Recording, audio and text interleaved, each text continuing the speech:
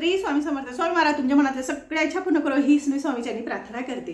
आज मी माझ्या ह्या व्हिडिओमध्ये तुम्हाला सांगणार आहे, बघा पिंपळाच्या झाडाचे हे जर उपाय आपण केले तर आपल्या घरातली दरिद्रता जाऊन आपल्या घरामध्ये भरभराटी होते, सुख समाधानी पैसा संपत्ती वाढते आणि आपल्या घरामध्ये लक्ष्मी नारायणाचा आशीर्वाद सुद्धा अखंड राहतो। पण हे उपाय आपल्याला कसे करायचे आहे याच्याबद्दलच तुम्हाला आज माहिती सांगणार आहे। अतिशय प्रभावी आणि गुणकारी असे उपाय आहे। हे भागवत आणि विष्णू पुराणामध्ये सांगितलेले उपाय आहे। नक्की करून बघा, तुम्हाला याचा चांगलाच फायदा होईल। आता मी तुम्हाला त्याच्यातलं पहिलं सांगणार आहे की आपल्याला लहानापासून तो मोठ्यापर्यंत, तुमच्यापासून तो माझ्यापर्यंत सगळ्यांनाच पैसा हवा असतो, लक्ष्मी माता हवी असते। ज्या घरा म्हणजे आपल्याला प्रत्येकाला वाटतं की आपल्या घरामध्ये लक्ष्मी यावी, आपल्या घर सुख समाधानी भरावं, आपल्याला कशाचीच कमतरता राहू नये असं सगळ्यालाच वाटत असतं। पण त्याच्यासाठी आपल्याला एक आपले वास्तुदोष आणि एक पितृदोष ह्या दोन त्रासांमुळे आपलं जीवन हे आपल्या जीवनामध्ये संकट येतात, व्याधी येतात, आपलं जीवन हे सुखमय होत नाही। तर त्याचं कारण म्हणजे आपण पितरांची सेवा करत नाही। पितरांची सेवा आहे, पितरांबद्दल जे सांगितलं जातं ते केलं जात नाही किंवा नारायण नागबली केली जात नाही पितरांसाठी संतुष्ट होण्यासाठी। कारण की त्यांची जी आत्मा असते ती भटकत असते आणि ती आत्मा शांत होत नाही तोपर्यंत आपल्या घरामध्ये आपल्याला कशातच आपली प्रगती होत नाही, आपली अधोगती होते, म्हणजे आपली प्रगती होतच नाही आणि लक्ष्मी माता येण्याचे मार्ग मोकळे होत नाही। ज्या वेळेस आपण पितरांची सेवा करतो त्यावेळेस आपल्या घरामध्ये लक्ष्मी माता स्थिर राहते, लक्ष्मी माता यायला सुरुवात होते, नवीन नवीन मार्ग आपल्या घरामध्ये यायला लागतात। तर त्याच्यामुळे तुम्हाला सांगते, कितीही देव केले, कितीही प्रार्थना केली देवाची, कितीही केलं तरी सुद्धा देव सुद्धा आपली मदत करत नाही। कारण की पितृदेव हे देवाप्रमाणेच मानले गेलेले आहे आणि पितरांची जर आपण सेवा केली तर आपल्या घरामध्ये सुख शांती ऐश्वर्य वाढतं, आपल्या मनातल्या सगळे आपले टेन्शन दूर होतं, आपले जे प्रॉब्लेम आहे, आपले जे टेन्शन आहे ते संपूर्ण दूर होऊन आपले पित्र आपल्याला खूप चांगला आशीर्वाद प्राप्त करतात। तर त्याच्यासाठी सांगणार आहे तुम्हाला की पिंपळाचं झाड जर तुमच्या घराजवळ असेल तर पिंपळाचं झाड कधीही कोणत्याही व्यक्तीने तोडू नये।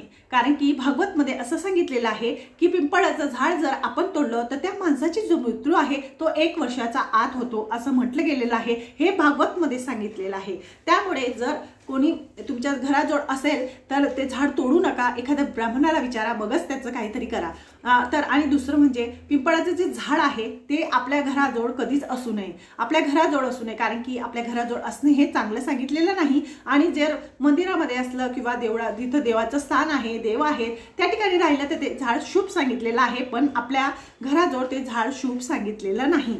आणि त्याच्यातलं आता दुसरा उपाय सांगणार आहे। बघा, आपल्या घरामध्ये लक्ष्मी माता स्थिर राहावी, लक्ष्मी माता अखंड वास करावी, लक्ष्मी नारायणाचा अखंड वास आपल्या घरामध्ये राहावा, त्याच्यासाठी आपल्याला हा उपाय करायचा आहे। कारण की विष्णू पुराणामध्ये आणि विष्णू भगवानांनी असं सांगितलेलं आहे की शनिवारी जो कोणी व्यक्ती माझ्या पिंपळाच्या झाडाला हात लावेल तर त्याच्या घरामध्ये धन संपदा ऐश्वर्य वाढेल आणि आमचा दोघांचा आशीर्वाद त्यांच्या घरामध्ये राहील। त्यामुळे पिंपळाच्या झाडाला आपल्याला शनिवारच्या दिवशी हात लावायचा आहे। इतर दिवस लावला तर त्या झाडाखाली दरिद्रता माताचा निवास असतो।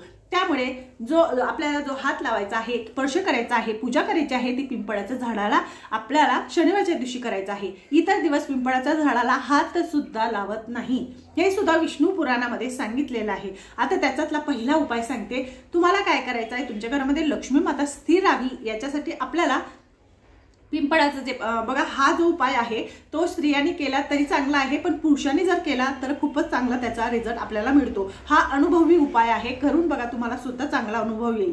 काय करायचं, दर शनिवारच्या दिवशी आपल्याला एक पिंपळाच्या झाडाजवळ जायचं, पिंपळाचं पान आणायचं, पिंपळाचं पान आणल्यानंतर त्याला स्वच्छ धुवून घ्यायचं, नंतर त्याला हळदी कुंकू अक्षता वाहून त्याची पूजा वगैरे करायची, आपल्या तिजोरीमध्ये ठेवायचं, नाही तर आपल्या पाकिटामध्ये ठेवायचं। आता ह्या शनिवारी आणलं तर दुसऱ्या शनिवारी परत ते पान घ्यायचं आपल्या खिशातलं, आपल्या तिजोरीतलं, आणि ते पान तिथं टाकून द्यायचं, दुसरं पान आणायचं। असं तुम्ही सलग करत गेला तर तुमच्या घरामध्ये लक्ष्मी माता स्थिर राहते, आलेल्या पैशाला बरकत राहते आणि आपल्या घरामध्ये लक्ष्मी नारायणाचा आशीर्वाद अखंड नक्कीच राहतो। हा खूप अनुभवी उपाय आहे, करून बघा, तुम्हाला पण चांगला अनुभव येईल। आता त्याच्यातलं दुसरं तुम्हाला सांगणार आहे।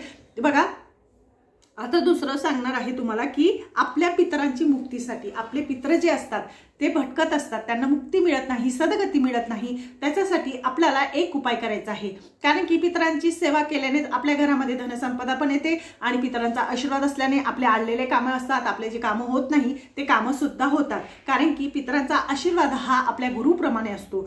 तर आता मी तुम्हाला सांगणार आहे, 41 दिवस जर करणं तुम्हाला शक्य असेल तर रोज 41 दिवसापर्यंत आपल्याला ही सेवा करायची आहे। आहे, नाही तर दर शनिवारी पण केली तरी सुद्धा चालेल।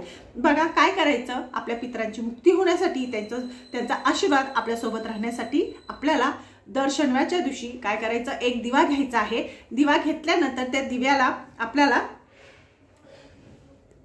दिवा घ्यायचा आहे आणि दिव्याला आपल्याला काय करायचं आहे, दिव्यामध्ये तुम्हाला तिळाचं तेल किंवा तुम्ही मोहरीचं तेल घेऊ शकता, असा एक दिवा न्यायचा आणि तिथं लावून द्यायचा। दर शनिवारी करा। बघा हा उपाय खूप प्रभावशाली आहे। हा उपाय केल्याने सुद्धा तुमच्या पितरांना जो असतो तो मुक्ती मिळते, तुमचा पितरांचा आशीर्वाद तुमच्या सोबत राहतो, तर मुक्ती मिळते आणि त्यांचा आशीर्वाद आपल्या सोबत राहतो। आता दुसरं तुम्हाला सांगणार आहे की बघा दर शनिवारच्या दिवशी आपल्याला काय करायचं आहे, पिंपळाच्या झाडाला पाणी अर्पण करायचं आहे। आता पाणी अर्पण करताना तुमच्या मंदिर जर जवळ असेल, तिथे पिंपळाचं झाड असेल किंवा दुसरी कुठेतरी असेल, तर तिथं तुम्ही एक गौडू न्यायचा आहे। त्या गौडूमध्ये पाणी घ्यायचं, त्याच्यामध्ये साखर टाकायची, थोडं गूळ टाकायचं, तिळीचं तेलचे 2-3 थेंब किंवा मोहरीच्या तेलाचे 2-3 थेंब, असं करून आपल्याला दर शनिवारच्या दिवशी पिंपळाच्या झाडाखाली जर टाकलं तर आपल्या घरामध्ये धनसंपदा वाढते, धनाला बरकत राहते, घरामध्ये सुख शांती नांदते आणि लक्ष्मी नारायण आपल्या घरामध्ये प्रवेश असं सुद्धा विष्णू पुराणामध्ये सांगितलेलं आहे। त्यामुळे जर तुम्हाला करता आलं तर नक्की रोज जर शक्य असेल तर नक्की रोज करा, नाही तर दर शनिवार केलं तरी चालेल। फक्त आपल्याला प्रदक्षिणा घालायची, ज्यावेळेस आपण पाणी टाकणार त्या झाडाला त्यावेळेस प्रदक्षिणा घालायची। प्रदक्षिणा घालताना ओम नमः भगवते वासुदेवाय असा मंत्र म्हणायचा आहे। हे मंत्र म्हणून ते पाणी तुम्हाला अर्पण करून टाकायचं आहे। असं केल्याने बघा, करून बघा, तुम्हाला याचा सुद्धा तुमच्या घरामध्ये धनसंपदा वाढेल, संपत्ती वाढायला सुरुवात होईल, कशाचीच कमतरता तुमच्या घरामध्ये राहणार नाही। अनुभव घेऊन बघा, हा खूप सुंदर अनुभव आहे।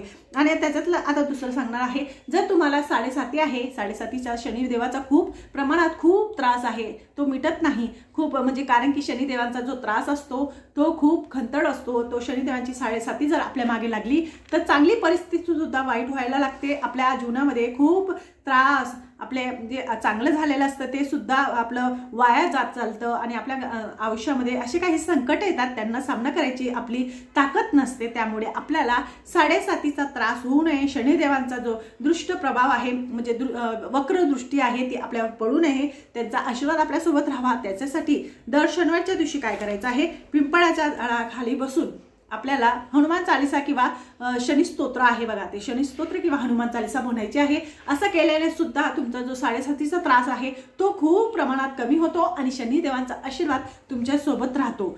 तर हेच करून बघा, खूप चांगले उपाय आहे जे मी तुम्हाला अगोदर सांगितले, ते सुद्धा उपाय करून बघा, कारण की ह्या उपायाने भरपूर जणांना अनुभव आलेला आहे। कारण की हे उपाय धनसंपदा वाढवणारे, सुख शांती देणारे आणि आपल्या घरामध्ये सुख शांती नांदवणारे आहे। शनिवारच्या दिवशी का पिंपळाच्या झाडाला हात लावा, पिंपळ झाडाला पाणी टाकावं, तर शनिवारच्या दिवशी लक्ष्मीनारायण तिथं वास करतात आणि विष्णू भगवानांनी सांगितलेलं आहे, इतर दिवस जर आपण पिंपळाच्या झाडाला हात लावला तर आपल्या घरामध्ये दरिद्रता माता निवास करते, कारण की हे जे 6 दिवस असतात त्याच्या खाली दरिद्रता माताचा निवास असतो। त्यामुळे आपल्याला शनिवारच्याच दिवशी पिंपळाच्या झाडाला हात लावायचा आहे। माझं चॅनल आवडत असेल तर लाईक करा, सबस्क्राईब करा, इतरांना सुद्धा पाठवा। श्री स्वामी समर्थ।